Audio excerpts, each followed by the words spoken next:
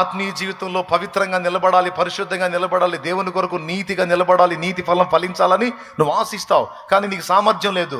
కానీ నేను నిలబెడతాను అని ఆయన వాగ్దానం చేశాడు.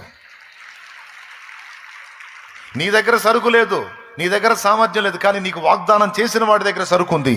ఆయన వాగ్దానం చేసిన దాన్ని నెరవేర్చుటకు సమర్థుడు కనుక ఆయన సామర్థ్యం మీద విశ్వాసం కలిగి ఉండు, తప్పకుండా నిలబడతావు. ఈరోజు కాకపోతే రేపు, రేపు కాకపోతే ఇంకా 10 రోజులకి, 10 నెలలకైనా సరే నువ్వు ఆశించినటువంటి ఆత్మీయ అంతస్తులోకి నిన్ను నా తండ్రి చేరుస్తాడు. నువ్వు కృంగిపోయి అవిశ్వాసం వల్ల సందేహపడి నా బ్రతుకంతా ఇంతే అని రాజీ పడాల్సిన అవసరం లేదు. అలా రాజీ పడితే నువ్వు అవిశ్వాసుల లెక్కలోకి వస్తావు, సందేహిస్తే. సో పాయింట్ నెంబర్ 1, వాగ్దానము చేసిన దేవుడు దాన్ని మన ఎడల నెరవేర్చకపోవడానికి కారణం, దాన్ని మనం స్వతంత్రించుకోలేకపోవడానికి కారణం అవిశ్వాసం.